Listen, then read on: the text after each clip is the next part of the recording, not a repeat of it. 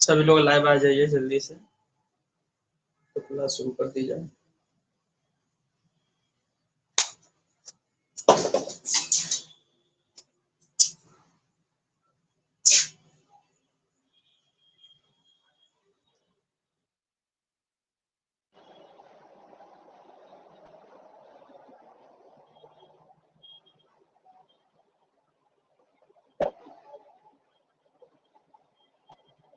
क्या आप लोग सुन पा रहे हैं? हेलो,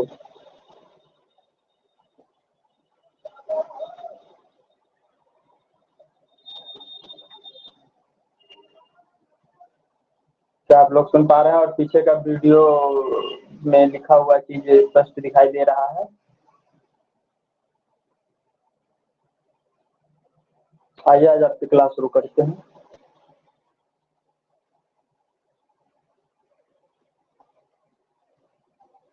मैं सुदर्शन प्रसाद, लखनऊ पॉलिटेक्निक लखनऊ संस्था से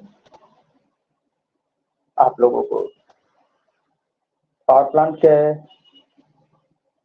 19वें लेक्चर में न्यूक्लियर रिएक्टर के बारे में तथा उनके क्लासिफिकेशन के कितने भागों में उनको बांटा गया है, इस पर चर्चा करने वाले हैं। तो आइए अब क्लास को शुरुआत करते हैं।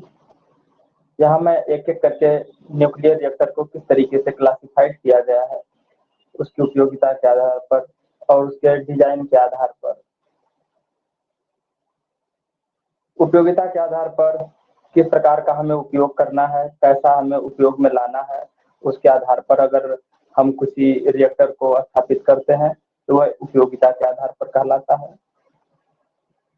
और कंस्ट्रक्शन मटेरियल अर्थात उस रिएक्टर को बनाने के लिए किन किन पदार्थों के मिश्रण से उनका रिएक्टर कोर तैयार किया गया है, एक इनके आधार पर है।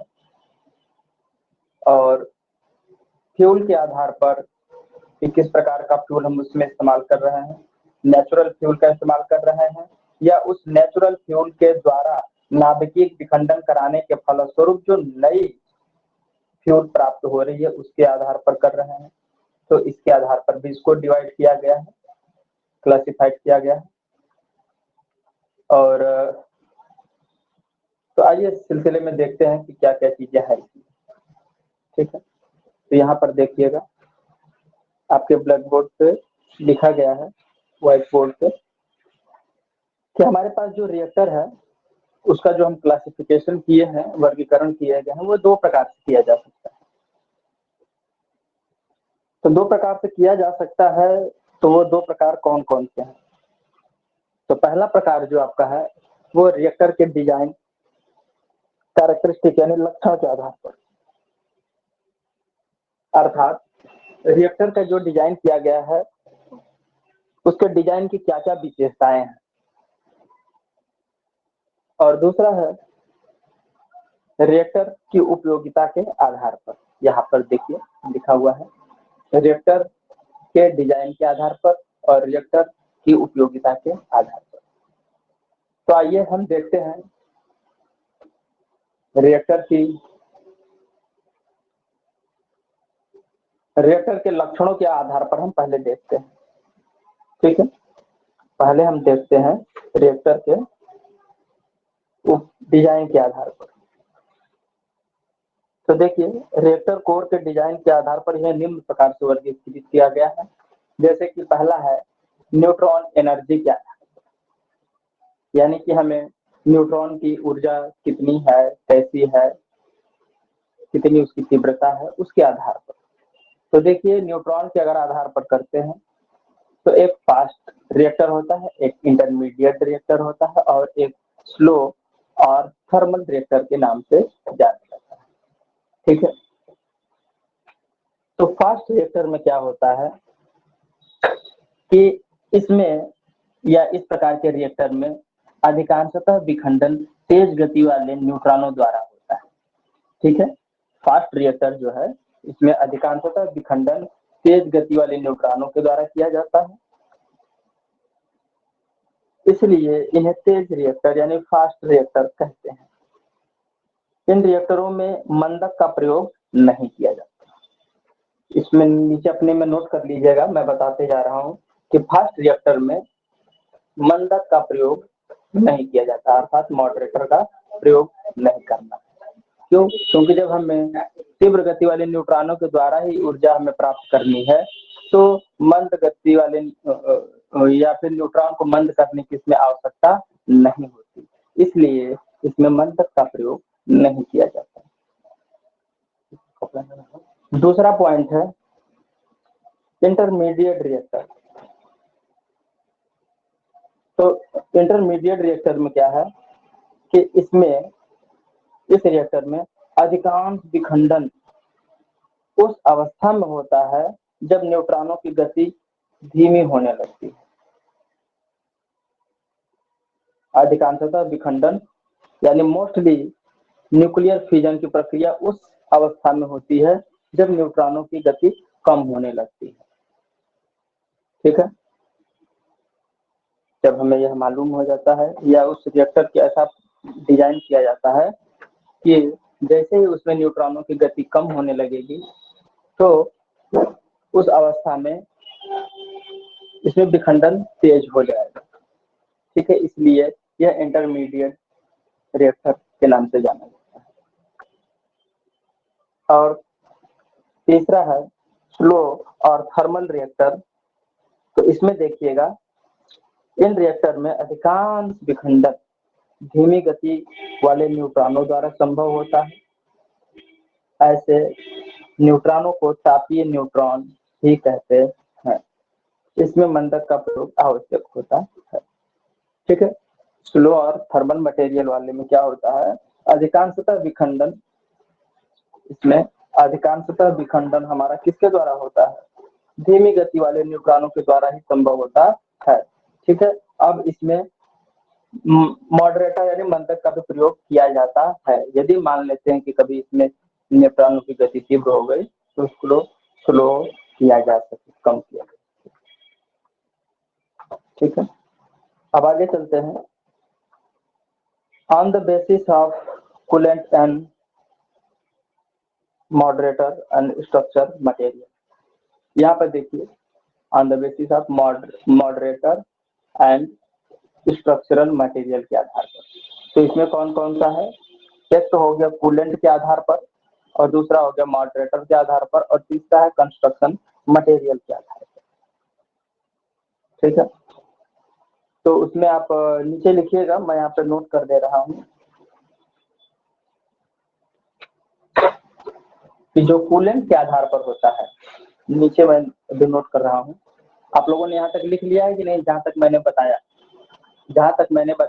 यहाँ तक आपने बी पॉइंट तक नोट कर लिया है?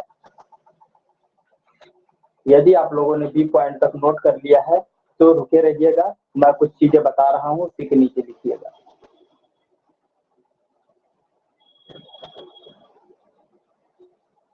बताइए, हो गया?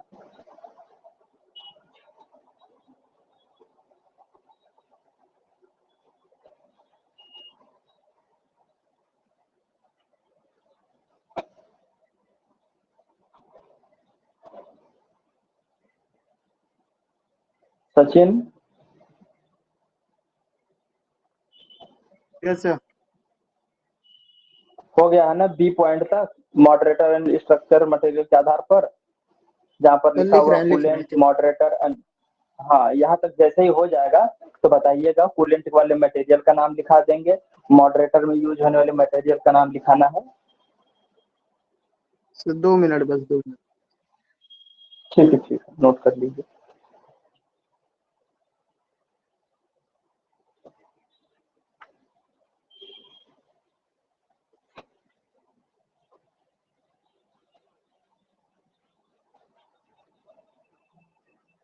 यहाँ तक लिख लेने के बाद ना आधा पेज का जगह छोड़ दीजिए,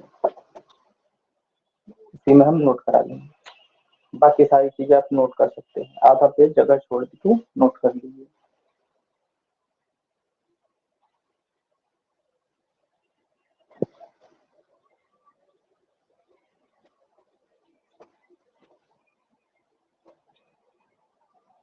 यहाँ तक बी पॉइंट तक लिखने के बाद आधा पेज का आप जगह छोड़ दीजिएगा, उसमें मुझे कूलेंट वाले मटेरियल का नाम लिखाना है, मॉडरेटर में प्रयोग होने वाले मटेरियल का नाम लिखाना है और कंस्ट्रक्शन में प्रयोग होने वाले मटेरियल का नाम लिखाना है।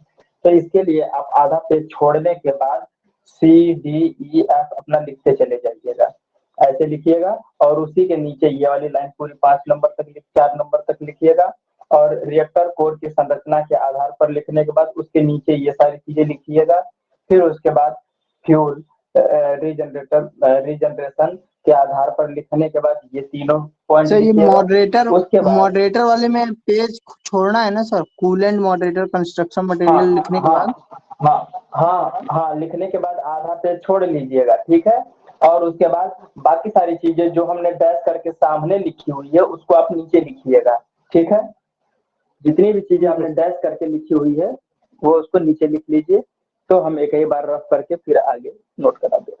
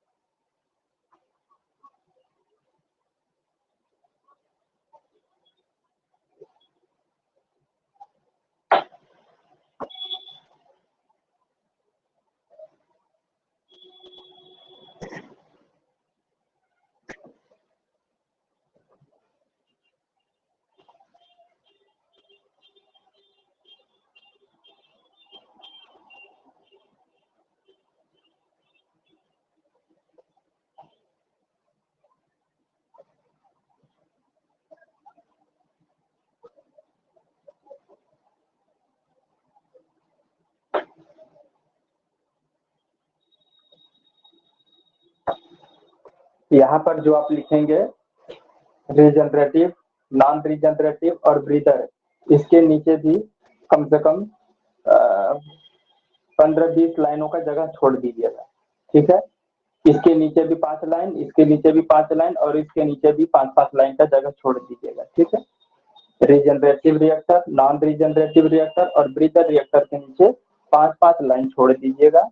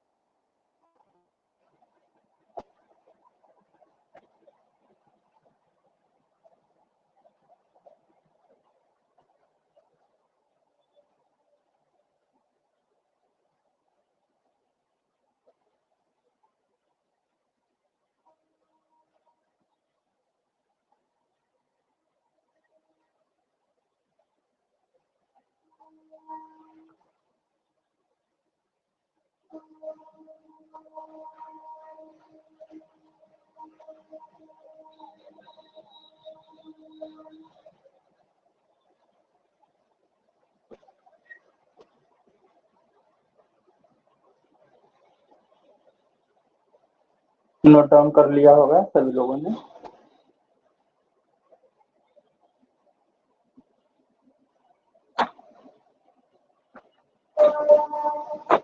ये लास्ट वाला एफ वाला पॉइंट क्या लिखा है? फ्यूल के समृद्धिकरण के आधार पर, यानी इनरिचमेंट कहते हैं। मतलब जो चीजें हमारे प्राकृतिक में यूज के पर्याप्त आधार मात्रा पर में, सर। नहीं, समृद्धिकरण कहने का मतलब ये है कि वह पदार्थ जो प्राकृतिक में वास्तविक रूप में पाया जाता है, उसके नाभिकीय विखंडन के बाद जो प्राप्त होता है वो दूसरा हो गया, वो कृत्रिम हो गया। लेकिन जो प्राकृतिक तौर पर फेमस तरीके से जो फेमस है वह मटेरियल आपका क्या है? यूरेनियम है। इसीलिए इसको यूरेनियम अर्थात इनरिचमेंट कहते हैं, हिंदी में समृद्धिकरण के आधार पर कहते हैं। ठीक है, यानी प्रसिद्धि के आधार पर, आप अपनी भाषा में समझने के लिए कह सकते हैं प्रसिद्धि के आधार पर। ठीक है, इस तरह बोल सकते हैं on the basis of use और इनरिचमेंट। हाँ इनरिचमेंट, हाँ लिख लीजिए, इंग्लिश में अगर लिखना है तो मैं बोल दे रहा हूँ, लिख लीजिए on the basis of enrichment of fuel. ठीक है, ऑन द बेसिस ऑफ मतलब के आधार पर, इनरिचमेंट ऑफ फ्यूल।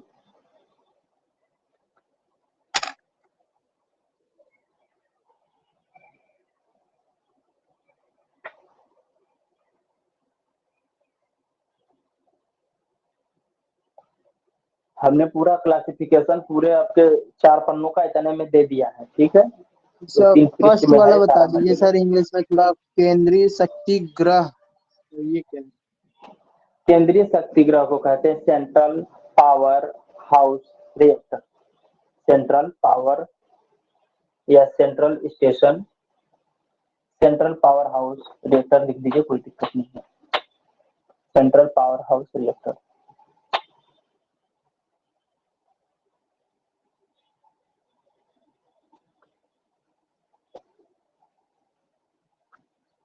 और दूसरा है मोबाइल,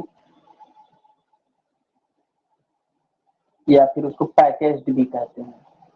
पैकेज्ड का मतलब होता है संगठित रूप से। मोबाइल और पैकेज्ड रिएक्टर।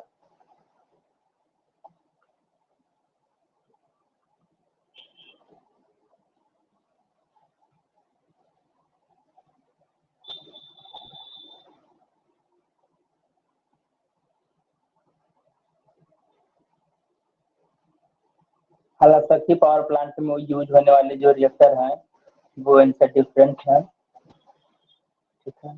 पावर उपजाने के लिए जो यूज किए जाते हैं वो प्रेशराइज्ड वाटर रिएक्टर का इस्तेमाल होता है और बॉइलिंग वाटर रिएक्टर और सोडियम ग्रेफाइट रिएक्टर तथा ब्रीदर रिएक्टर का प्रयोग होता है, जिनका अभी आगे हम चर्चा करेंगे।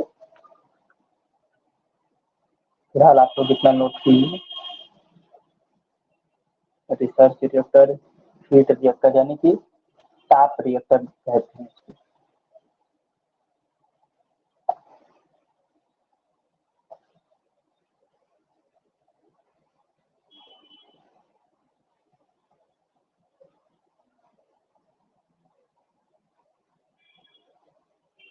देखिए केंद्रीय शक्ति गृह तो के हो रूप गया में सर। जो रिएक्टर हो रहा है, हो गया। तो देखिए मैं फिर से ओरली बता दे रहा हूँ, उसके बाद देखिएगा। देखिए रिएक्टर को दो प्रकार से वर्गीकृत किया जा सकता है, पहला है डिजाइन के आधार पर और दूसरा है रिएक्टर की उपयोगिता के आधार पर, ठीक है। तो आइए हम देखते हैं यहाँ पर कि रिएक्टर के डिजाइन के आधार पर क्या है। तो डिजाइन के आधार पर न्यूट्रॉन एनर्जी के आधार पर, तो इसमें न्यूट्रॉन जो बेसिक है, माध्यम है, उसमें फास्ट रिएक्टर में न्यूट्रॉन की प्रक्रिया तीव्र गति से होगी और इंटरमीडिएट वाले में यह धीमी गति जब न्यूट्रॉनों की हो जाएगी तब जाकर के तीव्र एक्शन शुरू होता है। फिर उसके बाद जब उन न्यूट्रॉनों की प्रक्रिया धीमी हो जाएगी तो फिर तीव्र रिएक्शन शुरू होगा, इसलिए इसको इंटरमीडिएट रिएक्टर कहते हैं। फास्ट वाले में मंदक का इस्तेमाल नहीं होगा, लेकिन सेकेंड वाले में क्या है, इसमें तो कम होता रहेगा, ठीक है। इसमें हम न्यूट्रॉन की गति को केवल कम कर लेते हैं, ठीक है। और जैसे ही न्यूट्रॉन की गति उसके आवश्यक या डिजायर्ड लेवल से कम होता है तो पुनः न्यूट्रॉन अपना कार्यक्रम करके पुनः नाभिकीय विखंडन की प्रक्रिया को सपोर्ट करता है या वृद्धि करता है, ठीक है। और स्लो वाले में क्या है कि न्यूट्रॉनों की गति बिल्कुल ही मध्यम गति से होती है और उसी पर हमारा रिएक्टर कार्य करता है ये। और इसमें भी न्यूट्रॉनों की गति कभी कभी अत्यधिक हो जाती है, तो उसको कंट्रोल करने के लिए हम मंदक का प्रयोग करते हैं। बी पॉइंट था मॉडरेटर एवं कंस्ट्रक्शन मटेरियल के आधार पर, ठीक है। तो इसमें कूलेंट के माध्यम है और मॉडरेटर का माध्यम है और कंस्ट्रक्शन मटेरियल का एक माध्यम है, जिसके आधार पर हमने इसको क्लासिफाई किया है। अभी इसके नीचे आप लोगों ने खाली स्थान छोड़ा है, हम उसमें अभी कुछ चीजें नोट कराएंगे। अब देखिए फ्यूल के आधार पर, तो फ्यूल के आधार पर अगर देखा जाए तो यूरेनियम 235 और 238 का इस्तेमाल किया जाता है, जो प्राकृतिक रूप से हमारे पाया जाता है, ठीक है। और यूरेनियम 237 और थोरियम 232 ये नेचुरल फ्यूल के विखंडन के बाद ये प्राप्त होता है, ठीक है। तो उसका भी प्रयोग कर लिया जाता है, ठीक है। अब आगे चलते हैं, प्लूटोनियम तथा यूरेनियम 238 ये भी नेचुरली तरीके से है इस्तेमाल किया जाता है। और यूरेनियम 235 यानी ये तो समृद्धिकरण है ना, यानी ये समृद्ध यानी इनरेचमेंट फ्यूल है। अब आगे देखते हैं रिएक्टर कोर की संरचना के आधार पर। तो रिएक्टर कोर की संरचना के आधार पर कहा गया कि होमोजीनियस एक रिएक्टर होता है, एक हेट्रोजीनियस रिएक्टर होता है।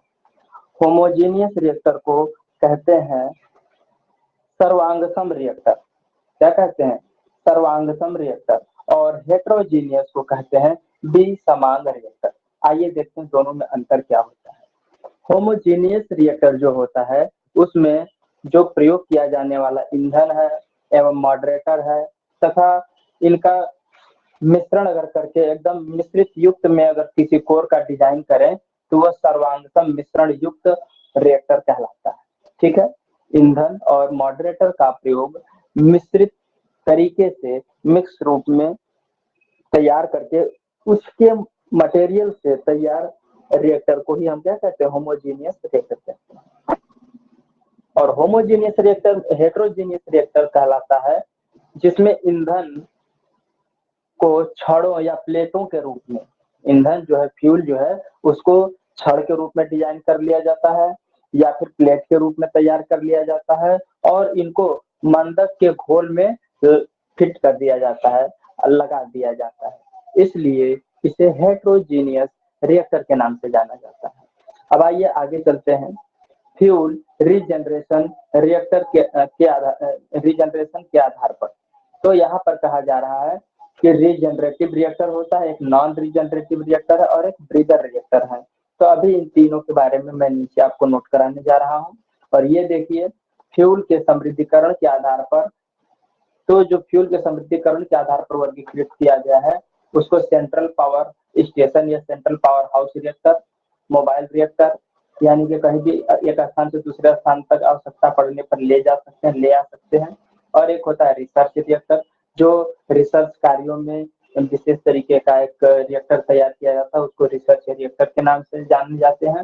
हालांकि प्रयोग किया जाने वाला पदार्थ तो यूरेनियम ही है, ठीक है। और एक होता है हीट रिएक्टर, जिससे केवल ताप ऊष्मा ही प्राप्त की जाती है, ठीक है, उससे कोई अर्बाइन टरबाइन नहीं चलाया जाता है, सिर्फ और सिर्फ उससे ऊष्मा प्राप्त करने के पर्पज से इस्तेमाल किया जाता है। और प्रोडक्शन रिएक्टर का मतलब है उत्पादन रिएक्टर। उत्पादन रिएक्टर का काम यह होता है कि जो विखंडनीय पदार्थ होते हैं या रेडियोधर्मी पदार्थ होते हैं उनको उत्पन्न करके किसी अन्य प्रकार की या किसी अन्य प्रक्रिया में उसका इस्तेमाल करने के लिए उसका प्रोडक्शन करने का काम होता है यहाँ पर। और प्रोपल्सन रिएक्टर का मतलब यह है कि जो ईंधन वायुयानों में, पनडुब्बियों में तथा जहाजों में काम में लाए जाते हैं, इस प्रकार के रिएक्टर को प्रोपल्सन रिएक्टर कहते हैं। और एक है सबसे लास्ट स्पेस रिएक्टर, इसका प्रयोग अंतरिक्ष यान में काम में लाए जाते हैं। तो आइए अब चलते हैं ऊपर, रीजनरेटिव रिएक्टर और नॉन रीजनरेटिव और ब्रीदर के ऊपर चलते हैं। इनमें जो संबंधित आपके लिए पॉइंट्स है मैं उनको नोट करा दे रहा हूँ।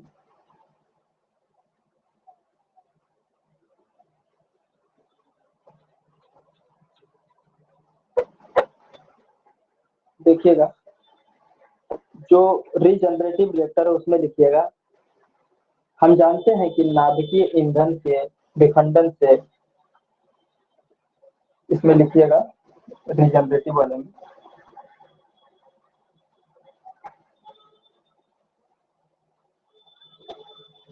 ठीक है, लिखिए, हम जानते हैं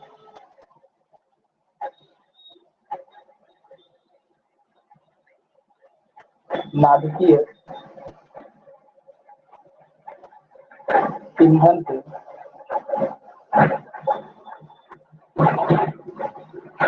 विखंडन से फिशनेबल विखंडनी में पदार्थ उत्पन्न होते हैं, पदार्थ उत्पन्न होते हैं।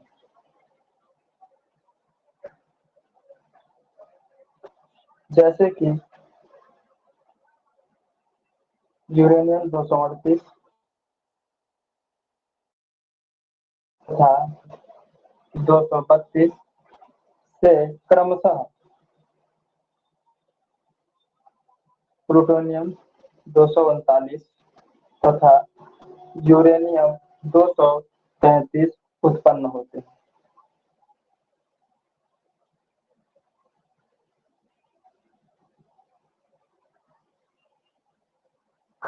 ऐसे रिएक्टर जो नाभिकीय ईंधन को,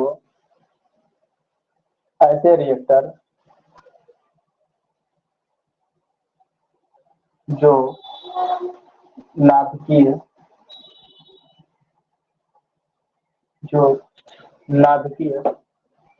ईंधन को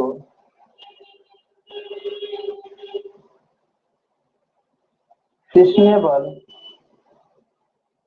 यानी विखंडनीय पदार्थों में बदलते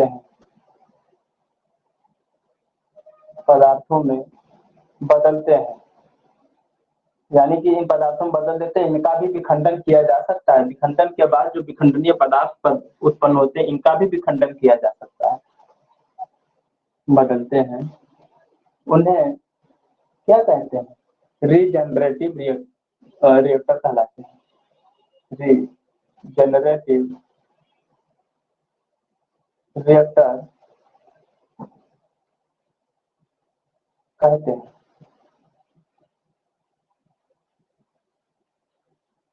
इन रिएक्टरों में अपेक्षाकृत कम समृद्ध ईंधनों का प्रयोग किया जाता है।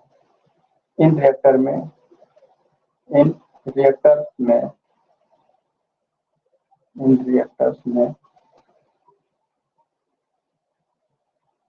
अपेक्षाकृत कम समृद्ध ईंधन का प्रयोग करते हैं। क्यों?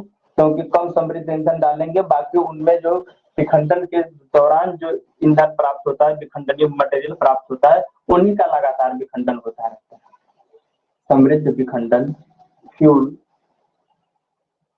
का यूज किया जाता है।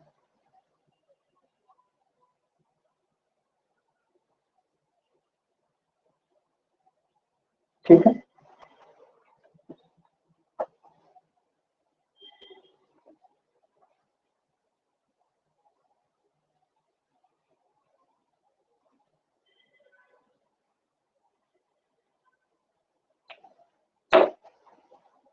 हो गया।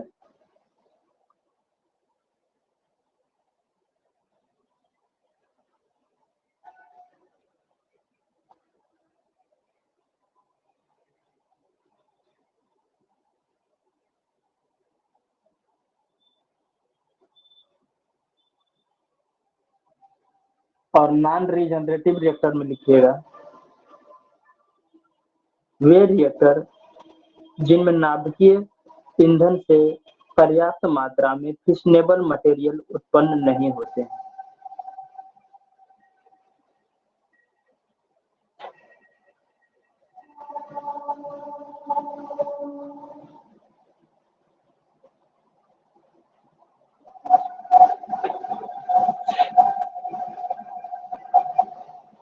नॉन रीजनरेटिव रिएक्टर में क्या लिखिएगा? वे रिएक्टर जिनमें नाभिकीय ईंधन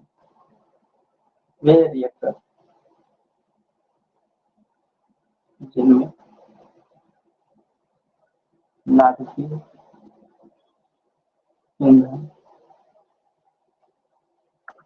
नाभिकीय ईंधन से पर्याप्त मात्रा में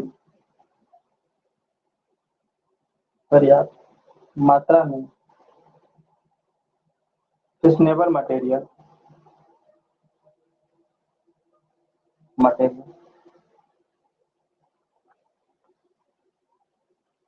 नहीं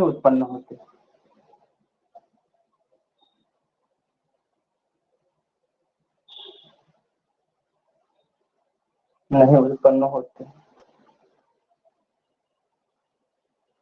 नॉन रीजनरेटिव रिएक्टर कहलाते हैं। नॉन रीजनरेटिव रिएक्टर कहे जाते हैं। ठीक है, इन रिएक्टरों में समृद्ध ईंधन 90% या इससे अधिक ही प्रयोग किया जाता है। इस रिएक्टर में समृद्ध ईंधन का उपयोग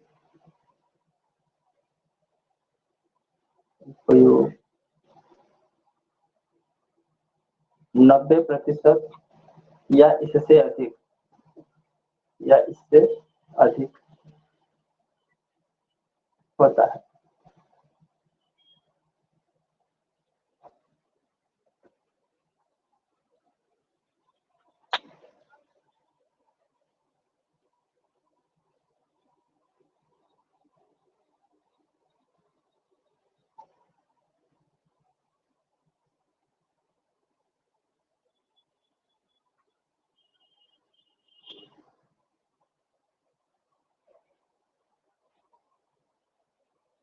और इसके बाद है ब्रीदर रिएक्टर।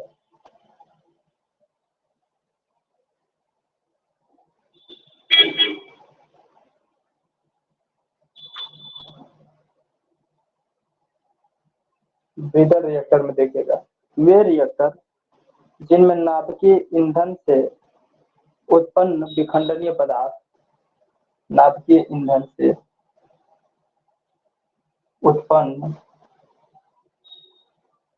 फिशनेबल मटेरियल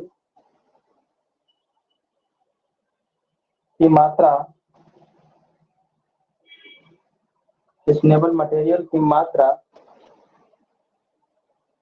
उनकी खपत से अधिक होती है।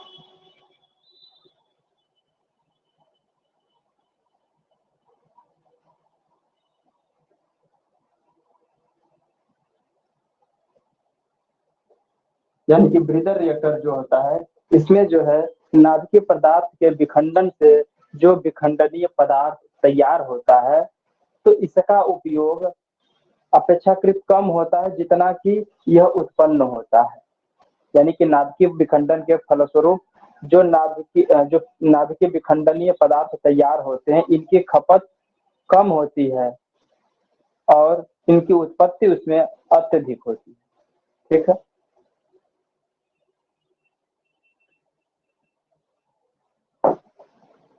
और ऊपर चल रहे हैं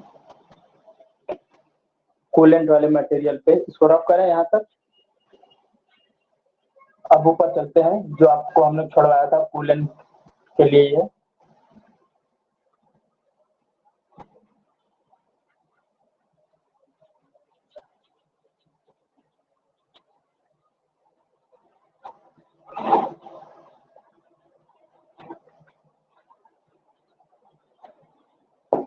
कूलेंट वाले में लिखिएगा प्रमुख शीतक।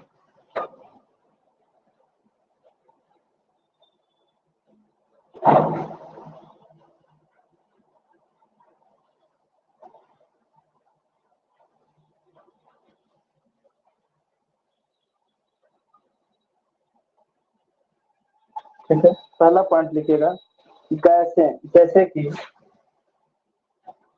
गैसें, जैसे CO2, कामा, हीलियम, कामा, N2 तथा वायु। ठीक है। और दूसरा है लाइट वाटर, हल्का पानी।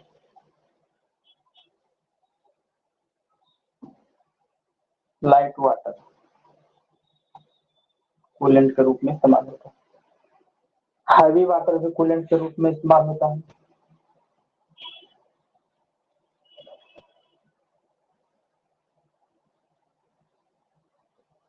सर हल्का और पानी है तो नेक्स्ट नॉर्मल पॉइंट, पानी ना?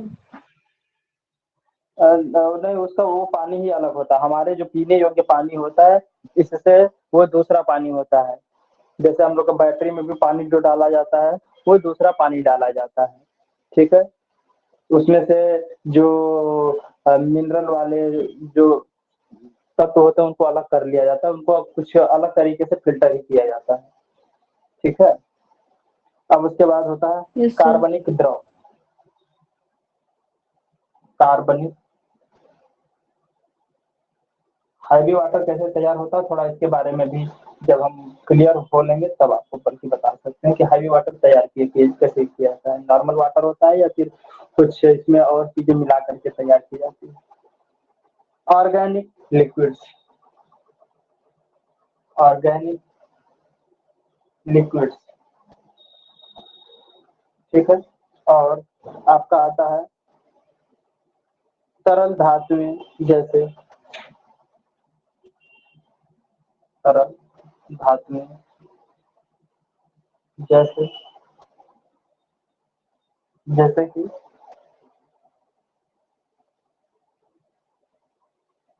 तरल सोडियम, तरल सीसा, लिक्विड सोडियम। ठीक है। लिक्विड लेड,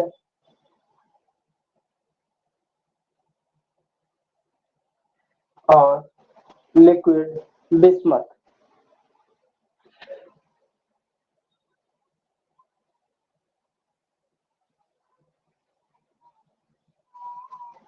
ठीक है। अब चलते हैं मॉडरेटर, यानी प्रमुख मंदन के आधार पर।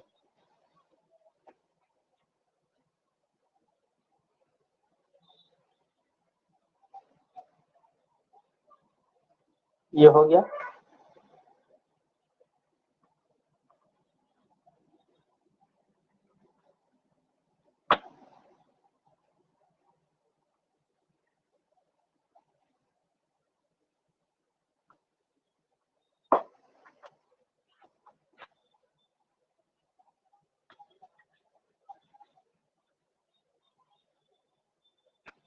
प्रमुख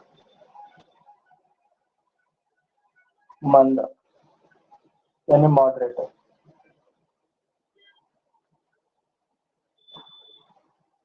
इसमें लिखिएगा रिएक्टर में प्रयोग होने वाले मंदक सामान्यतः रिएक्टर में यूज होने वाले मंदक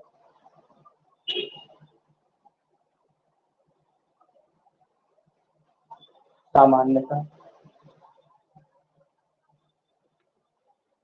द्रव तथा ठोस प्रकार के होते हैं। द्रव तथा ठोस प्रकार के होते हैं।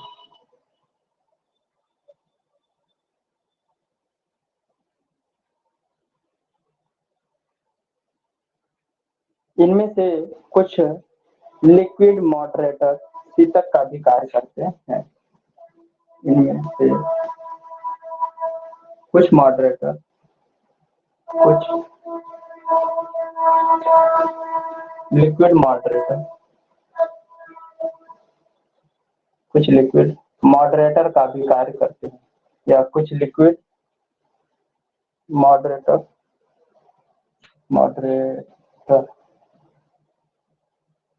शीतक का भी कार्य करते हैं। कूलेंट का भी कार्य करते हैं। ठीक है, ये जो मंदक होते हैं इनमें से कुछ मंदक शीतक के रूप में भी कार्य करते हैं, कुछ मॉडरेटर शीतक के रूप में यानी कूलेंट के रूप में भी कार्य करते हैं। नाम लिखिएगा लाइट वाटर, हैवी वाटर। देखिए आ गया ना दोनों नाम। लाइट वाटर ये किसमें काम कर रहा था? एज ए कूलेंट के रूप में भी काम कर रहा था, और हैवी वाटर भी कूलेंट के रूप में भी काम कर रहा था। ठीक है, और बाकी जो है ठोस में से एक हो गया ग्रेफाइट। ग्रेफाइट हो गया, बेरिलियम हो गया, बेरिलियम, और नेक्स्ट पॉइंट है इसमें ऑर्गेनिक लिक्विड।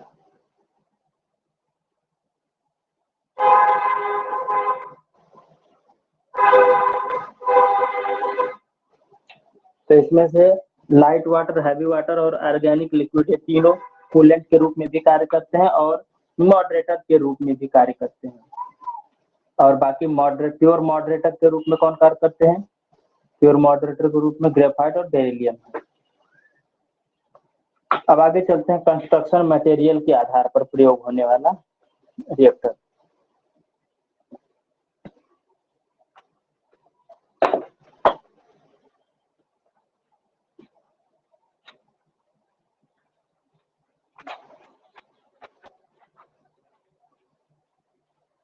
लिखिएगा कंस्ट्रक्शन मटेरियल।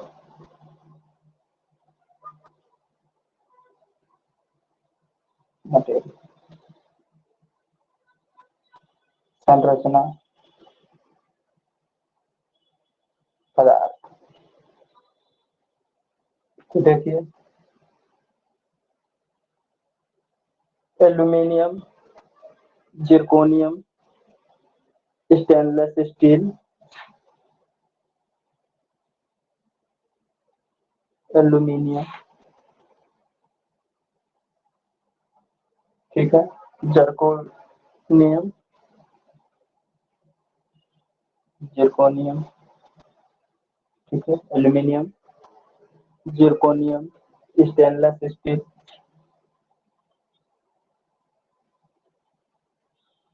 और नेक्स्ट है carbon steel, titanium, carbon steel, titanium, ठीक है, टाइटेनियम,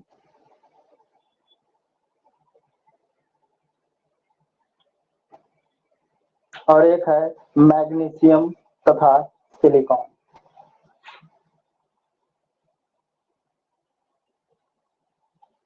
मैग्नीशियम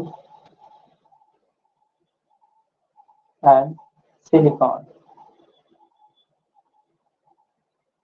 ठीक है, ये हो गए आपके संरचनात्मक पदार्थ के रूप में रिएक्टरों में प्रयोग होने वाले प्रमुख संरचनात्मक पदार्थ। रिएक्टरों में प्रयोग होने वाले प्रमुख संरचनात्मक पदार्थ हैं। ठीक है, अब आपके सिलेबस में आप लोगों को पावर जनरेशन में प्रयोग आने वाले जो रिएक्टर हैं उनमें अगले नामों की मैं चर्चा करने वाला हूं और उन्हीं पर आज का लेक्चर खत्म हो जाएगा। तो आइए देखते हैं पावर शक्ति या पावर जनरेशन में प्रयोग होने वाले जो रिएक्टर हैं वो कौन कौन। देखिएगा, पावर जनरेशन के लिए प्रयोग आने वाले रिएक्टर, पावर जनरेशन के लिए यूज किया जाने वाला रिएक्टर या यूज किए जाने वाले रिएक्टर का विवरण निम्न प्रकार है।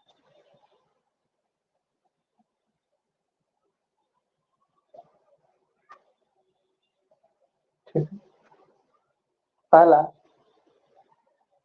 प्रेशर वाटर रिएक्टर,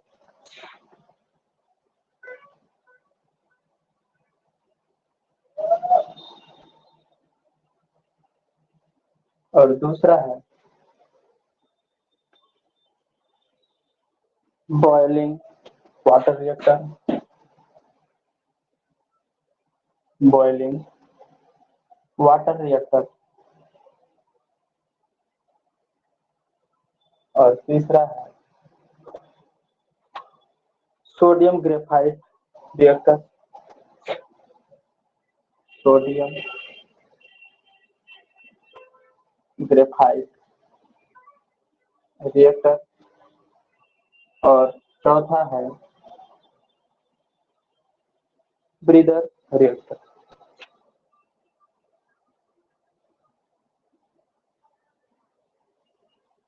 ठीक,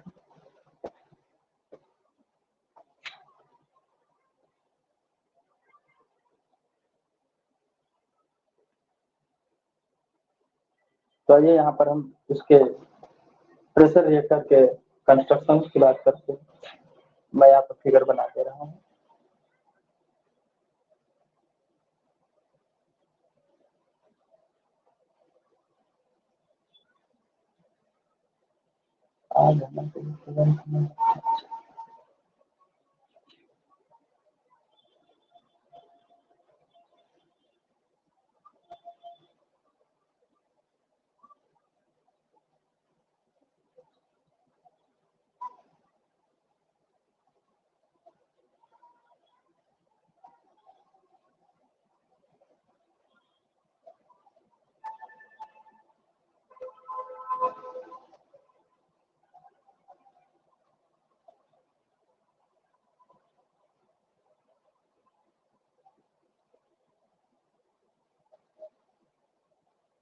इनमें रॉड है, फ्यूल है,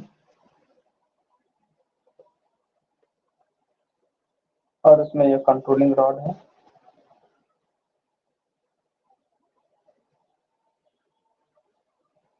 ठीक है, अब यहाँ सर देखिए ये हीट एक्सचेंजर में जाता है सप्लाई,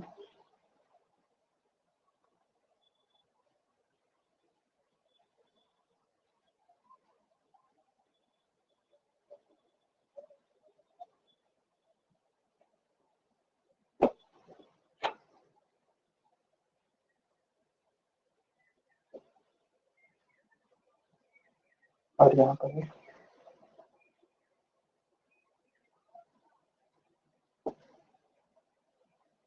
प्रेशराइजर या सर्ज टैंक, प्रेशराइजर या सर्ज टैंक बोलते हैं।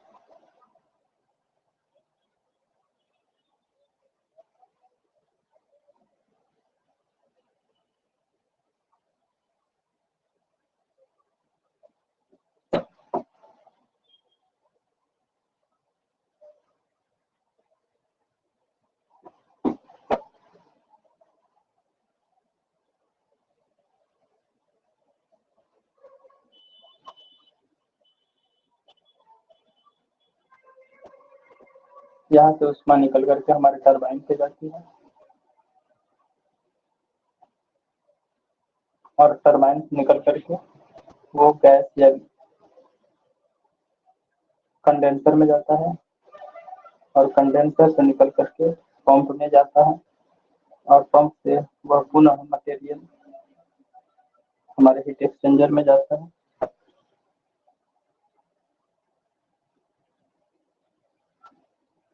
और यहाँ से जनरेटर के माध्यम से विद्युत शक्ति का उत्पादन। यह कंडेंसर है।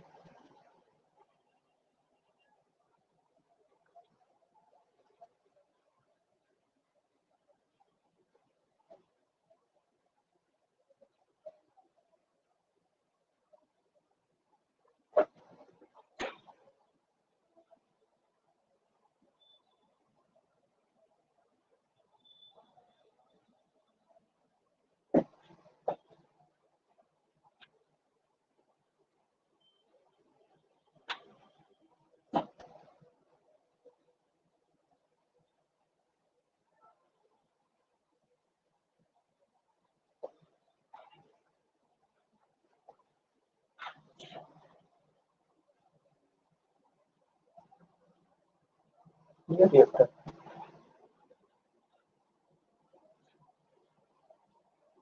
अब आइए देखते हैं। यह थर्मल रिएक्टर है जिसमें समृद्ध ईंधन का उपयोग किया जाता है।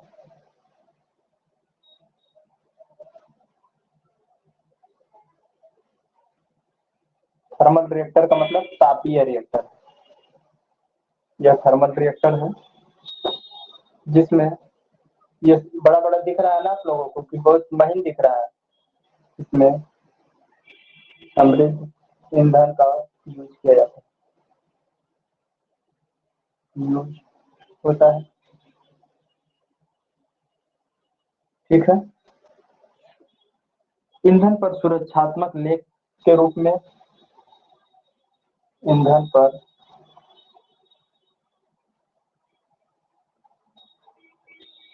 सेफ्टी कोटिंग के लिए स्टेनलेस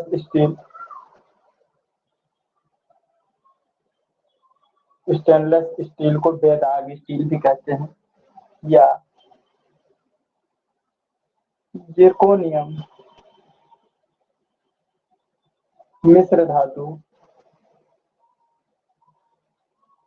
मिश्रित धातुओं का यूज होता है।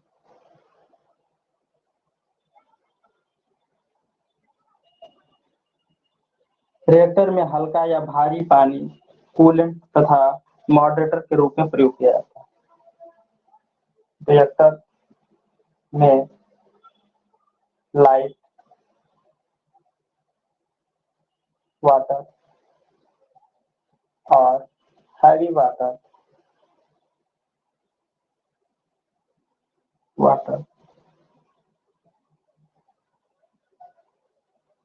कूलेंट एवं मॉडरेटर दोनों के रूप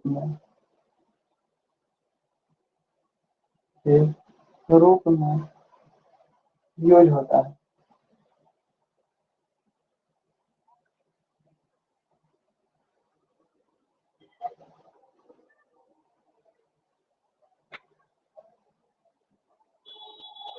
ये वाला जो है यहाँ से लेके ये परिपथ जो है हमारा प्राइमरी सर्किट कहलाता है। ये हमारा क्या कहलाता है? प्राइमरी सर्किट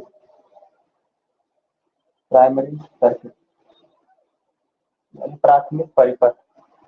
तो लिखिएगा आगे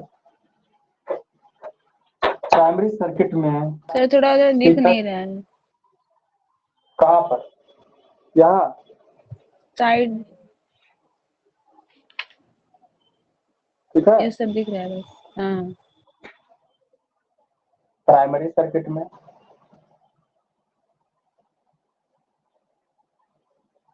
कूलेंट रिएक्टर से ऊष्मा ग्रहण करके रिएक्टर से हीट एब्जॉर्ब करके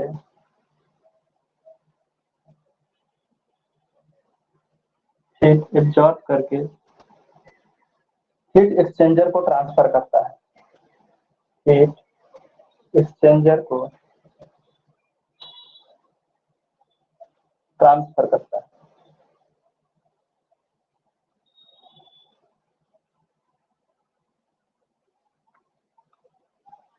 भाप परिपथ या स्टीम सर्किट, उधर ये स्टीम सर्किट है, या फिर सेकेंडरी सर्किट कह सकते हैं या स्टीम सर्किट कह सकते हैं। तो लिखिएगा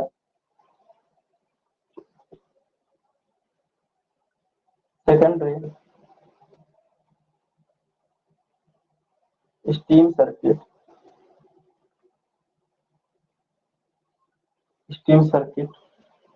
में कंडेंसेटेड वाटर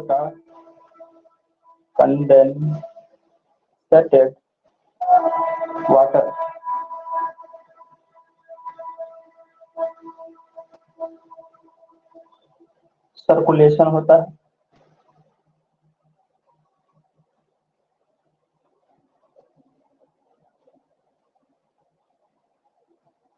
और भाप यानी स्टीम उत्पन्न होती है या उपजती है।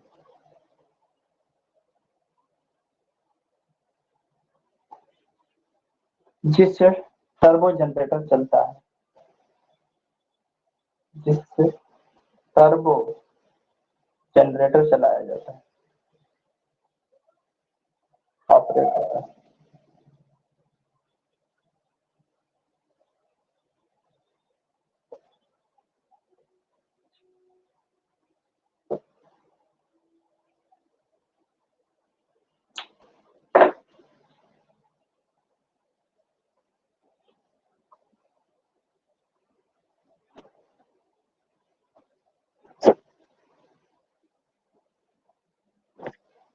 अब आप लोगों ने इतना थर्मोडायनेमिक साइकिल जो पढ़ा है उसका लाभ आपको यहाँ पर प्राप्त होगा। कोई भी फिगर अगर आपको बना हुआ दिखेगा, आप आसानी से उसके अंदर चल रहे प्रक्रिया या प्रोसेस को समझ सकते हैं। यहाँ पर भी जैसे थर्मल रिएक्टर में चल रहा था, सेम प्रोसेस वही है, बस यहाँ पे थर्मल प्रक्रिया न होकर के या जल का प्रयोग न होकर के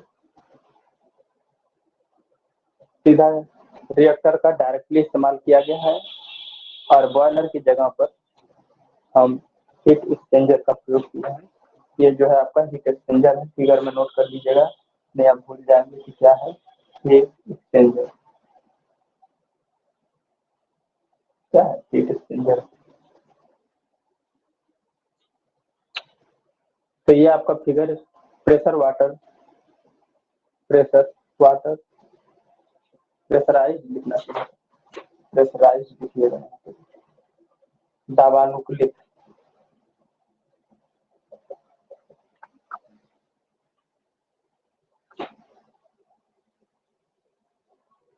प्रेशराइज्ड वाटर रिएक्टर कहते हैं, यानी दावानुकूलित।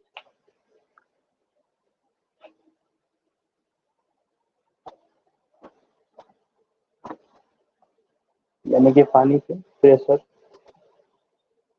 से यहाँ पर काम है। अब आगे चलते हैं, इसमें कुछ मोस्ट पॉइंट है, 2 लाइन का है, उसको नोट कर लीजिए कि इस कोर का जो ऑपरेशन होता है कितने दाब पर होता है और कितने तापमान पर शीतक उबलने न पाता है। ठीक है, आइए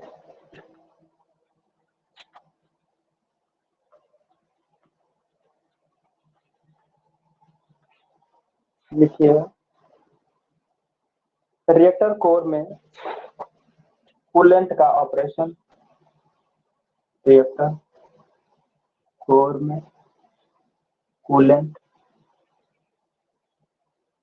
का परिचालन यानी सर्कुलेशन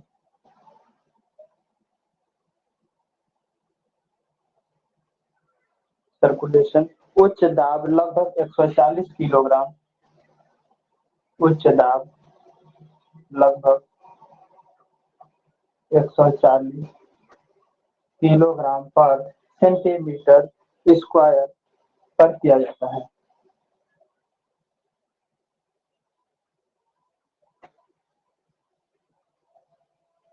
ठीक है, उच्च दाब 140 किलोग्राम पर सेंटीमीटर पर किया जाता है, जिससे उच्च तापमान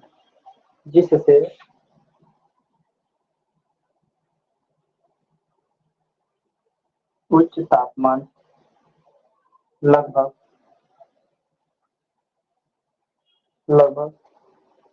290 डिग्री सेंटीग्रेड है ना, जिससे उच्च तापमान पर भी शीतक उबलता नहीं है।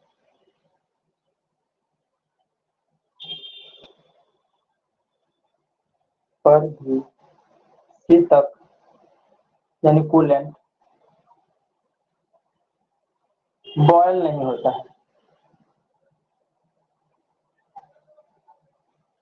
बॉयल नहीं होता।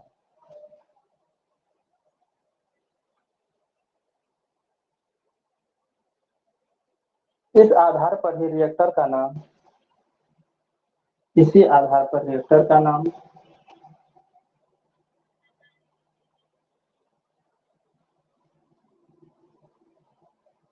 प्रेशराइज्ड वाटर रिएक्टर रखा गया।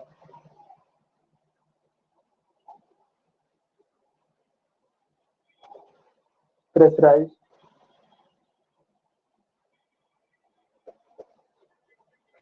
वाटर रिएक्टर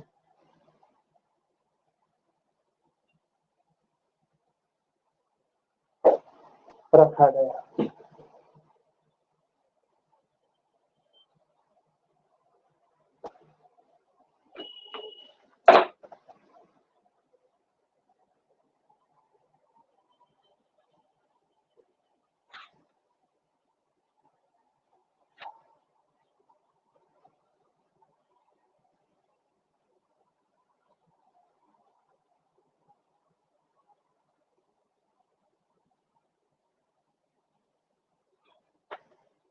इसके लाभ हानियां आप लिखेंगे या मैं ही लिखाऊं? बताइए।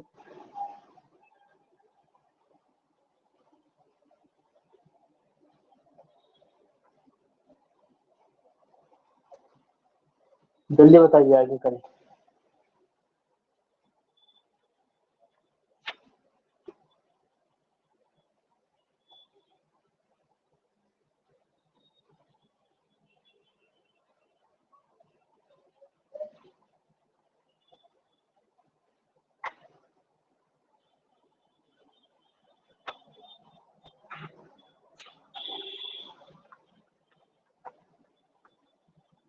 लाभ हानि आप लोग लिख लेंगे पढ़ के बुक से।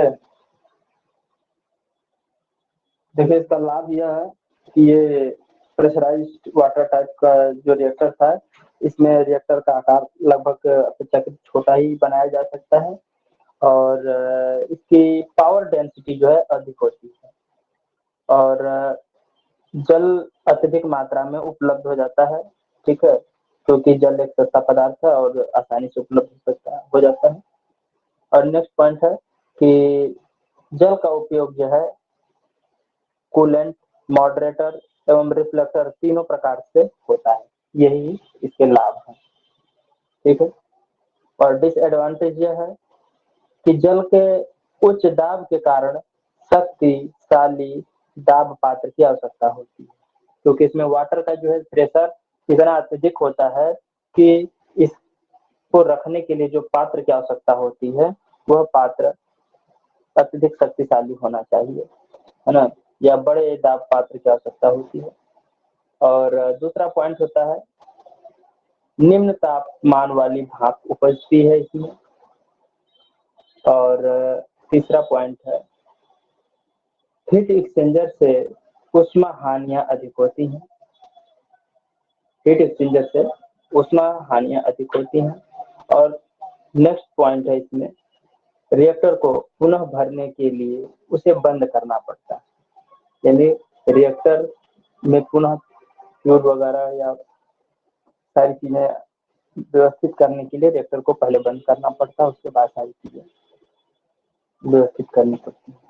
अब आते हैं बॉइलिंग वाटर रिएक्टर के ऊपर, तो हेडिंग डालिएगा बॉइलिंग वाटर रिएक्टर।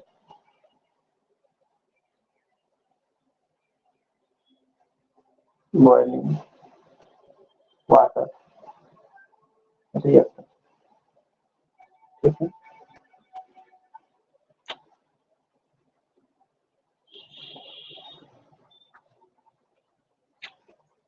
तो इसमें नोट कीजिएगा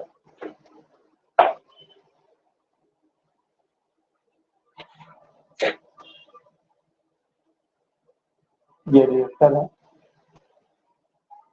इस तरह बना दीजिएगा, लिख दीजिएगा रिएक्टर हो गया, ठीक है। और यहाँ पर एक टरबाइन लगेगा और टरबाइन के बाद यहाँ पे कंडेंसर लगेगा और कंडेंसर से यहाँ से निकला पंप के माध्यम से इसको पंप करके हमारे घर में दे दिया जाएगा और यहाँ से हमारा जनरेटर या टर्बो जनरेटर,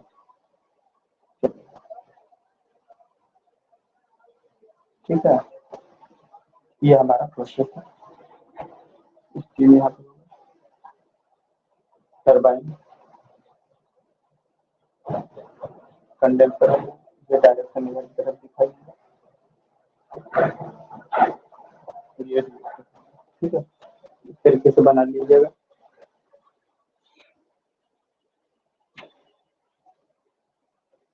तो देखिए इस रिएक्टर में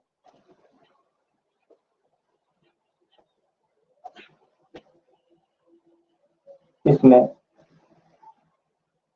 हीट एक्सचेंजर की आवश्यकता नहीं पड़ती। हीट एक्सचेंजर का यूज नहीं होता है, ठीक है। क्योंकि भाप का प्रजनन, क्योंकि भाप का जनरेशन, क्योंकि स्टीम उत्पादन रिएक्टर में ही होता है, रिएक्टर में ही होता है।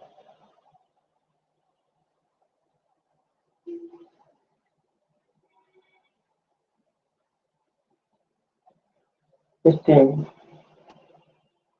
रिएक्टर से डायरेक्टली टरबाइन में जाती है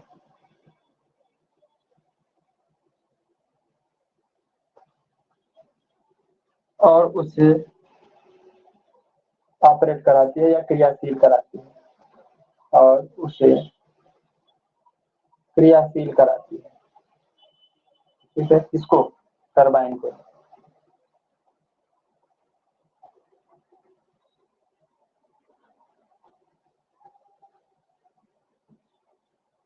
हीट एक्सचेंजर के न होने से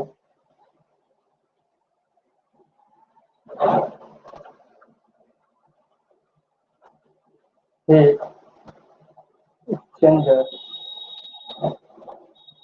के न होने से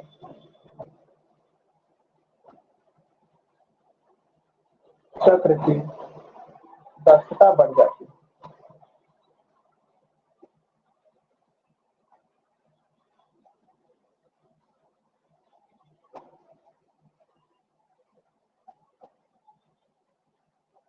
और ऊष्मा हानियां भी कम होती है एवं ऊष्मा हानियां कम होती है।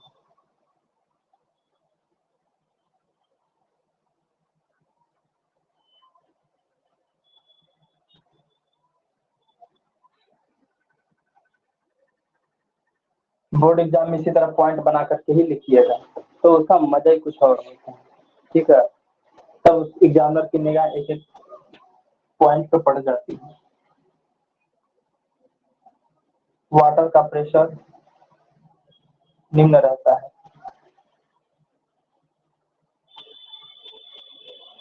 निम्न रहता है। भाप का दाब व तापमान भी निम्न होता है। स्टीम का प्रेशर एवं टेम्परेचर भी निम्न रहता है, यानी लो रहता है। ठीक है।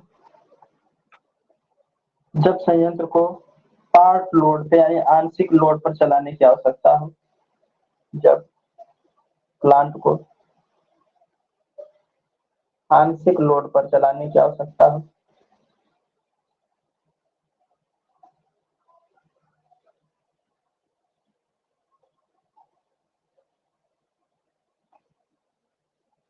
जरूरत है तो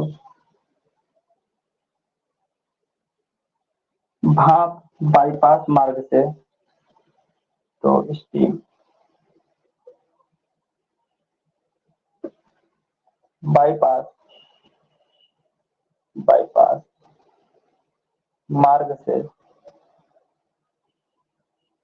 कंडेंसर में भेज दी जाती है।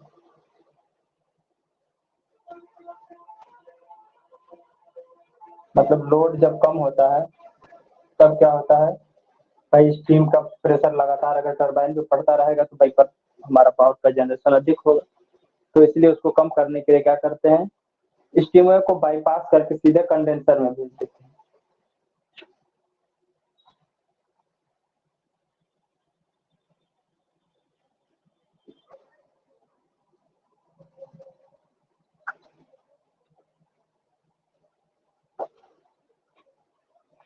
और इसके लाभ इसी में लिखा हुआ है। लाभ अगर लिखना होगा इसका तो इसमें पहला लाभ यही होगा कि हीट एक्सचेंजर न होने से थर्मल इफिशियंसी या साइकिल की थर्मल इफिशियंसी बढ़ जाएगी और संयंत्र का लागत भी कम हो जाएगा। जब हीट एक्सचेंजर नहीं होगा तो जाहिर सी बात उसका खर्चा बचेगा। और दूसरा पॉइंट लिख सकते हैं कि रिएक्टर का दाब भी हल्का होता है, जिससे कम लागत में और कम दाब पात्र की आवश्यकता होती है। और हानियां में क्या लिखेंगे,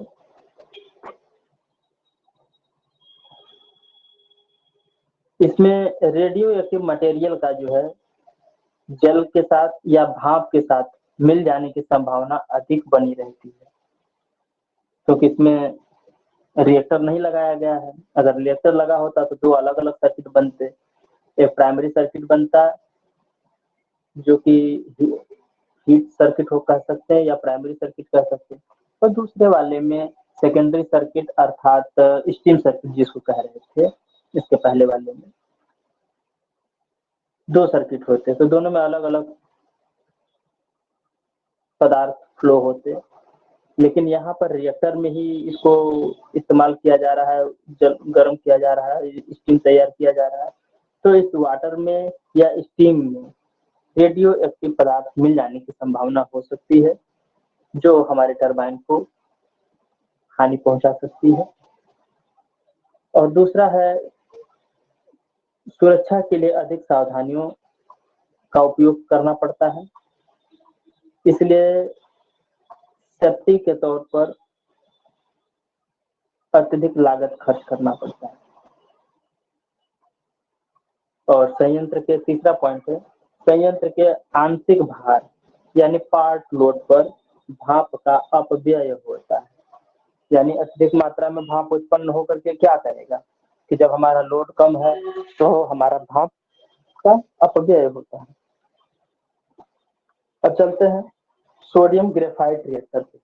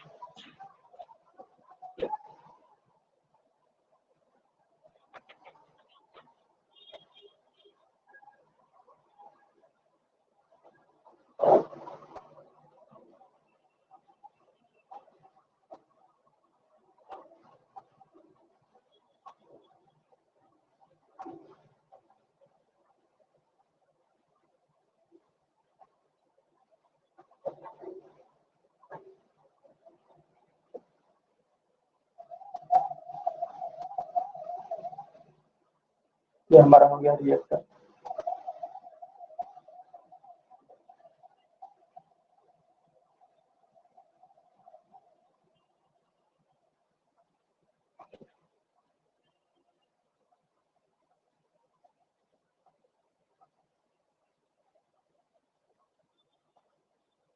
ये हो गया हमारा पंप।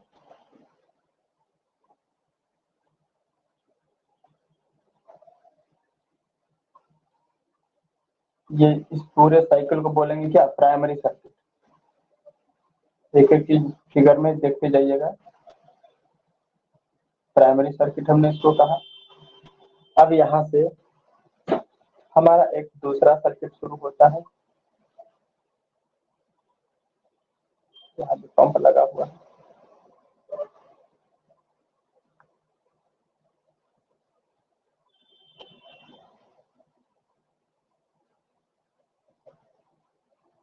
ये हो गया हमारा सेकेंडरी सर्किट। ये वाला हो गया हमारा सेकेंडरी सर्किट।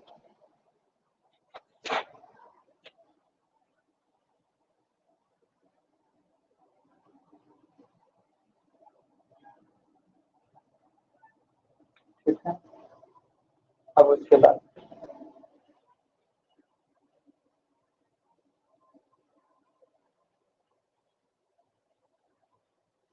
सर ये सोडियम ग्रेफाइट है। कहाँ पर? हाँ, अभी अभी लिख दे रहा हूँ, ये नाम रिएक्टर। लिखना अभी छोड़।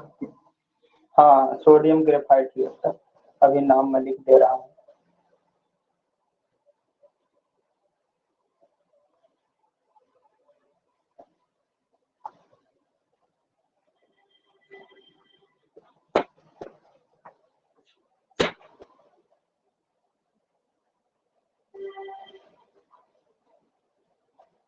स्टीम सर्किट या कर सकते हैं,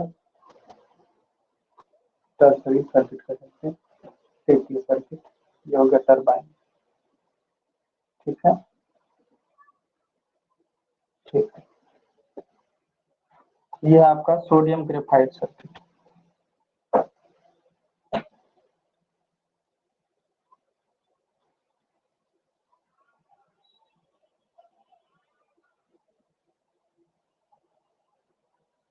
सोडियम ग्रेफाइट रिएक्टर। इस रिएक्टर में सोडियम पिघली अवस्था में कूलेंट के रूप में प्रयोग किया जाता है। इसमें सोडियम लिक्विड रूप में या लिक्विड अवस्था में कूलेंट के रूप में इस्तेमाल होता है, तरह यूज किया जाता है।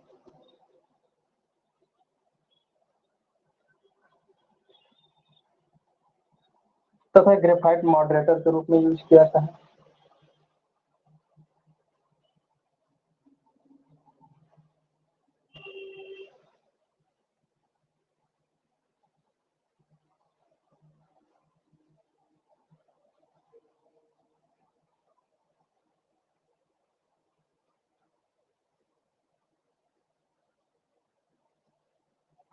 ठीक है,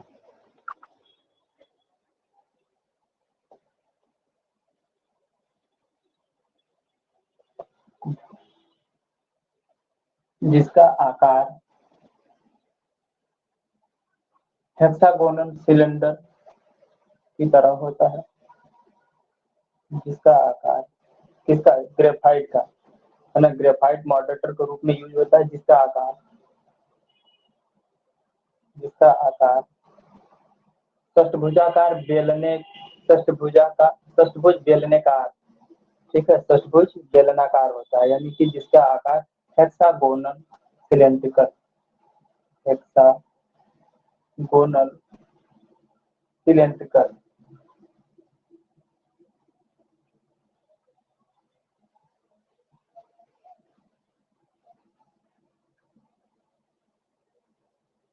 होता है।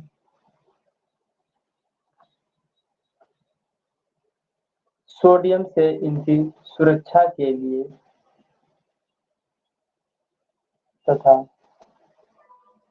सोडियम से सुरक्षा हेतु जिरकोनियम का लेप किया जाता है।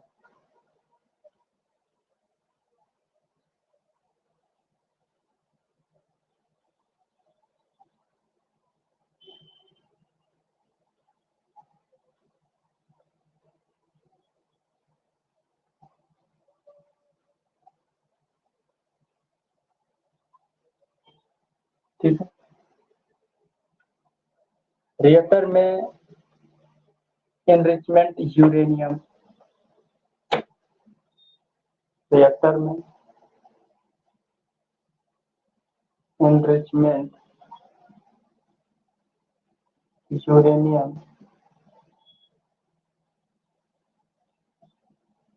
या यूरेनियम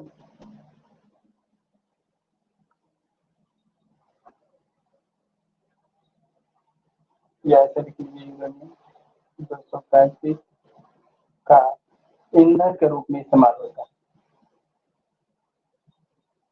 जो कि यूज होता है।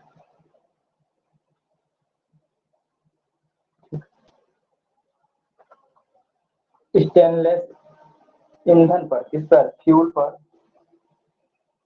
पर बेदाग स्टील,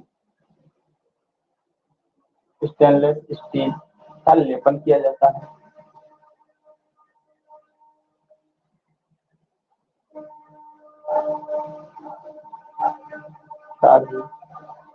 कोटिंग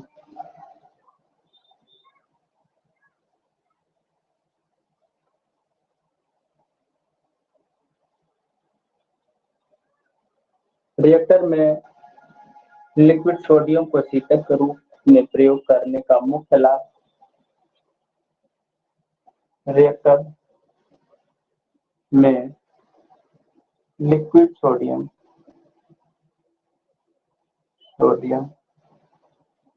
का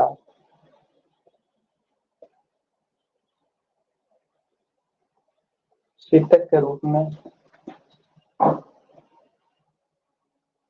कूलेंट के रूप में यूज करने का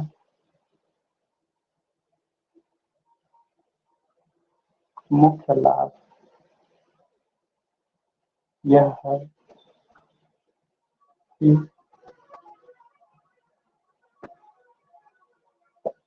इसकी थर्मल कंडक्टिविटी उच्च होती है। इसकी थर्मल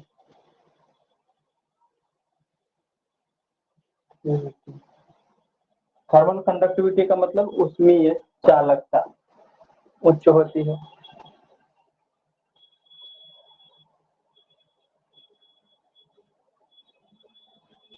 तथा सामान्य दाब पर भी इसे उच्च तापमान तक गर्म किया जा सकता है तथा सामान्य ताप पर भी, सामान्य दाब पर भी इसे उच्च तापमान पर, दाब इसका अगर नॉर्मल है या सामान्य है तो उस पर भी हम इसे उच्च तापमान पर गर्म कर सकते हैं।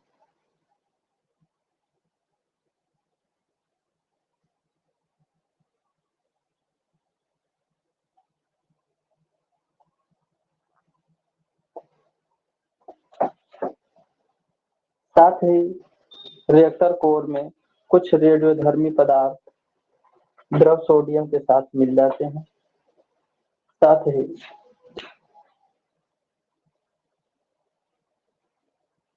कुछ रेडियो एक्टिव पदार्थ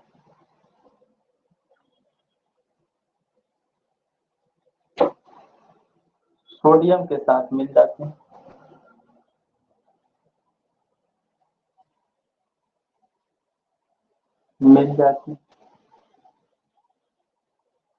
इसलिए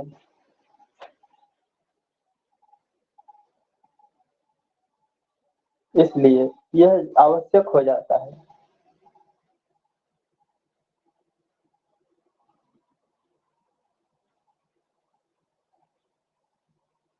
यह आवश्यक हो जाता है कि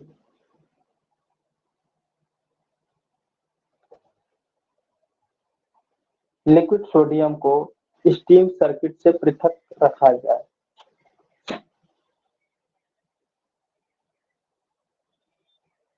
आवश्यक हो जाता है कि लिक्विड सोडियम को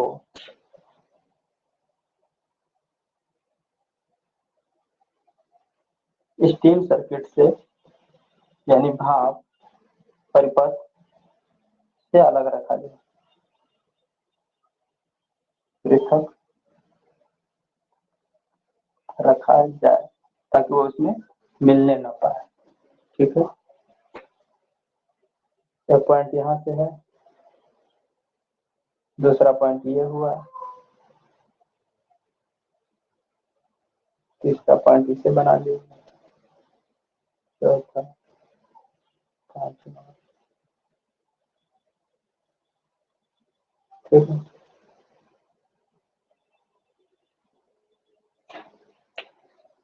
इसी कारण दो हीट ट्रांसफर चक्र बनाए जाते हैं। इसी कारणवश दो हीट ट्रांसफर सर्किट बनाए जाते हैं। देखिए यहाँ पर दो हीट ट्रांसफर सर्किट है, एक हीट यहाँ से उत्पन्न हो रही है जो यहाँ से इस हीट एक्सचेंजर में इसको ट्रांसफर कर रहा है, और यहाँ से जो ऊष्मा ग्रहण करता है दूसरा सर्किट, यह ऊष्मा को दूसरे हीट एक्सचेंजर में लाता है और तीसरे सर्किट को ट्रांसफर कर देता है। तो इसलिए यहाँ पर दो हीट ट्रांसफर सर्किट बनाए।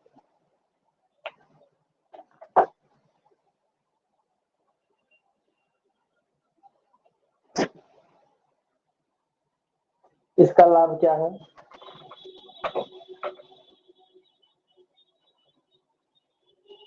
ऊष्मा अंतराल क्षमता अधिक होती है। लिखिएगा जल्दी, एक और बता दें और ये चैप्टर आज खत्म हो जाए। ऊष्मा अंतराल क्षमता अधिक होती है। दूसरा लाभ, निम्न दाब पर उच्च तापमान उत्पन्न होता है। निम्न दाब पर उच्च तापमान उत्पन्न होता है। और तीसरा है,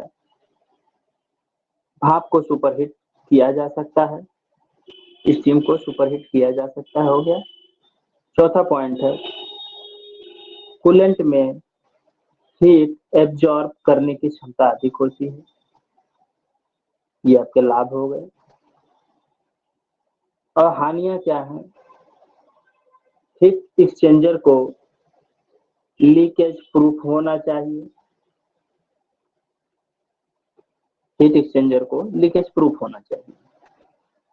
दूसरा पॉइंट, जल तथा वायु से सोडियम की तीव्र प्रक्रिया होती है।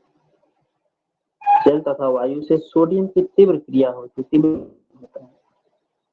और हाई थर्मल स्ट्रेस उत्पन्न होते हैं। उच्च ऊष्मीय प्रतिबल, हाई थर्मल स्ट्रेस उत्पन्न होते हैं। नेक्स्ट है, सोडियम चक्र को भाप चक्र से पृथक करने के लिए सोडियम साइकिल को स्टीम साइकिल से सेपरेट करने के लिए एक इंटरमीडिएट साइकिल की आवश्यकता होती है। अब देखिए ब्रीडर रिएक्टर, चलिए ब्रीडर रिएक्टर लिखते हैं।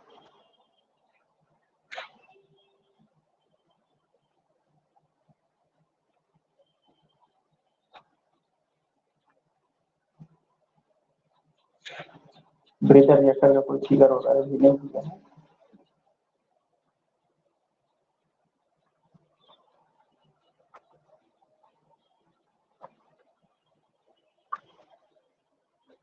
लिखिएगा ब्रीदर रिएक्टर में।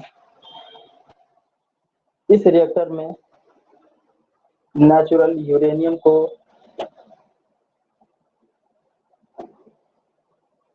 ब्रीदर रिएक्टर, इस रिएक्टर में प्राकृतिक यूरेनियम को फिशनेबल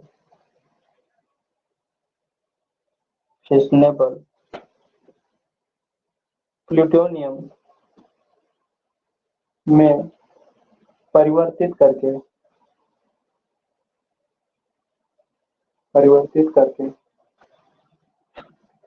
फ्यूल के रूप में इस्तेमाल किया जाता है।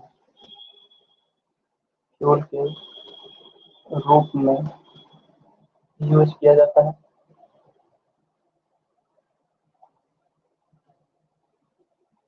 दूसरा पॉइंट, इसके लिए यूरेनियम 238 को यूरेनियम 235 के विखंडन द्वारा उत्पन्न न्यूट्रॉनों से प्लूटोनियम में बदला जाता है।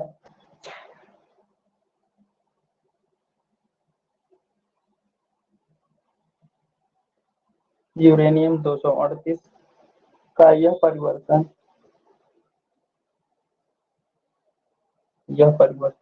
काफी लंबे समय तक चलता रहता है। काफी लंबे समय तक चलता रहता है।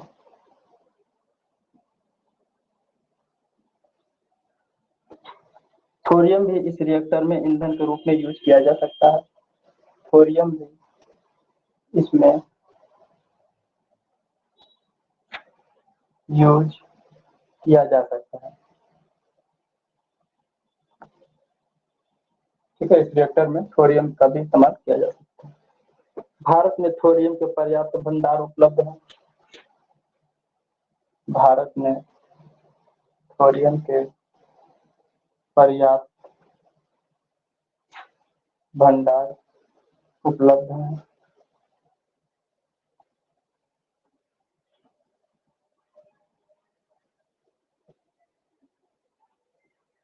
इसलिए इस रिएक्टर के विकास का यहाँ अधिक महत्व है। चलो ठीक है, अब लिखिए प्रजनन यानी कि breather reactor gas cooled breather reactor gas cooled या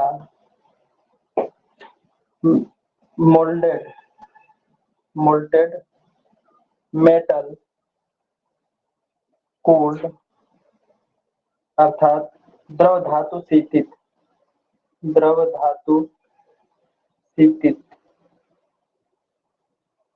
कहते हैं हिंदी में। प्रकार के होते हैं ब्रीदर रिएक्टर जो है गैस कूल्ड या मेल्टेड मेटल कूल्ड रिएक्टर होते हैं।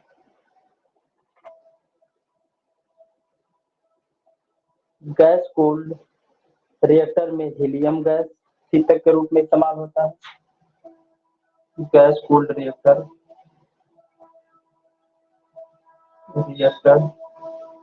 में हीलियम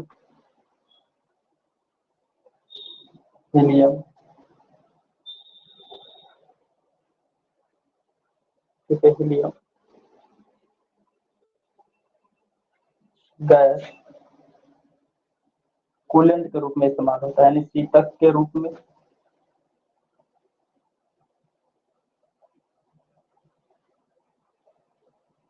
ठीक है, हीलियम गैस शीतक के रूप में प्रयोग की जाती है तथा प्लूटोनियम और यूरेनियम ऑक्साइड की छड़ें ईंधन के रूप में प्रयोग की जाती है तथा यूरेनियम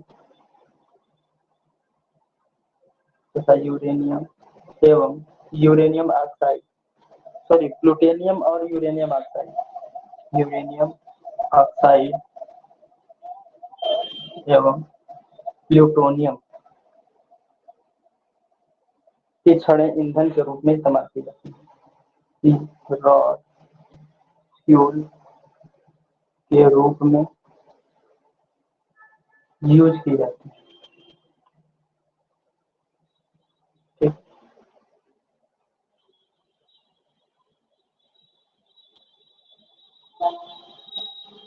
और नेक्स्ट पॉइंट है इसी में मेल्टेड मेटल कोल्ड रिएक्टर में मेल्टेड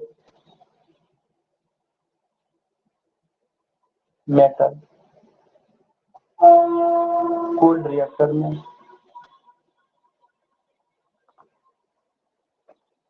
लिक्विड सोडियम शीतक के रूप में यूज होता है। सोडियम के लिक्विड को कूलेंट के रूप में यूज करते हैं।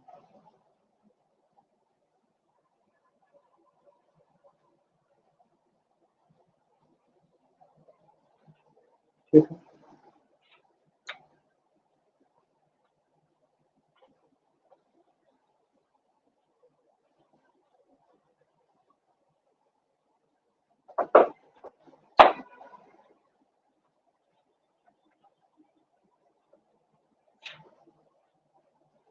इसके लाभ और हानियां आप नोट कर लीजिएगा।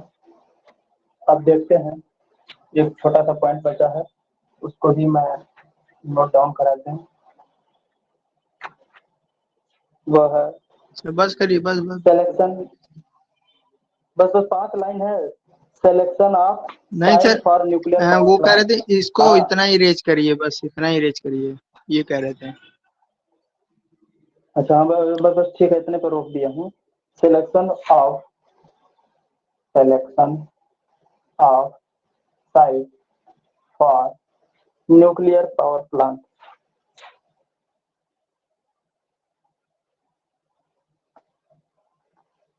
ठीक है, पहला पॉइंट है जल की उपलब्धि, अवेलेबिलिटी ऑफ वाटर।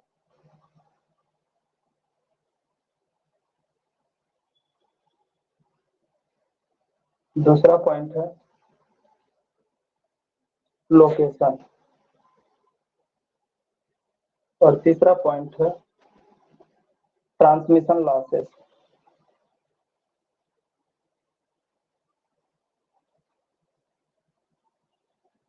और चौथा पॉइंट है ट्रांसपोर्टेशन। और पांचवा पॉइंट है डिस्पोजल ऑफ वेस्टेज।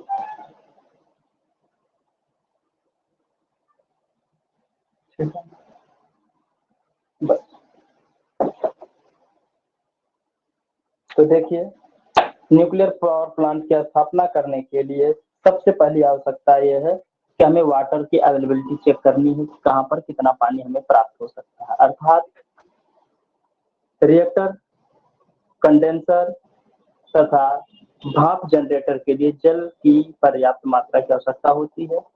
इसलिए संयंत्र के पास पर्याप्त मात्रा में जल उपलब्ध होना चाहिए, पहली बात हो गई। ठीक है, अवेलेबिलिटी आप वाटर में लिख सकते हैं। दूसरा है लोकेशन। तो लोकेशन में क्या है, प्लांट की स्थापना आबादी वाले स्थान से दूर करनी चाहिए, जिससे रेडियो एक्टिव मटेरियल के प्रभाव से जन धन की हानि न हो सके। ठीक है, और तीसरा पॉइंट आपका है ट्रांसमिशन लॉसेस। इसमें क्या है कि ट्रांसमिशन लॉसेस को कम से कम करने के लिए प्लांट को लोड सेंटर के पास होना चाहिए। ट्रांसमिशन लॉसेस को कम करने के लिए लोड सेंटर के पास होना चाहिए। और चौथा पॉइंट है ट्रांसपोर्टेशन। तो प्लांट के लिए आवश्यक साधनों की या मटेरियल की जो आवश्यकता है उसके लिए यातायात का आवागमन सुव्यवस्थित होना चाहिए, जैसे कि रेल, सड़क, जहाज इत्यादि से जुड़ा होना चाहिए कि रॉ मटेरियल की उपलब्धता आसानी से की जा सके। और 5वां पॉइंट है डिस्पोजल ऑफ वेस्ट, अर्थात इसमें यह कहा गया है कि रेडियो एक्टिव मटेरियल के इमिशन यानी उत्सर्जन के निस्तारण के लिए संयंत्र के पास पर्याप्त खुला स्थान होना चाहिए, क्योंकि जो हमारा रेडियो एक्टिव मटेरियल या किरणें उत्पन्न होती हैं या फिर जो हम प्रयोग करते हैं रेडियो एक्टिव मटेरियल, तो उसका जो व्यर्थ का पदार्थ होता है, जो कचरा पदार्थ होगा, तो उसको हम प्लांट से दूर खुले स्थान में निस्तारण कर सके यानी डिस्पोज कर सके। और सामान्य रूप से इसे डिस्पोज करने के लिए भूमि की अधिक गहराई में या फिर समुद्र में किनारे से दूर कहीं डिस्पोज कर देना, ठीक है, समुद्र में या फिर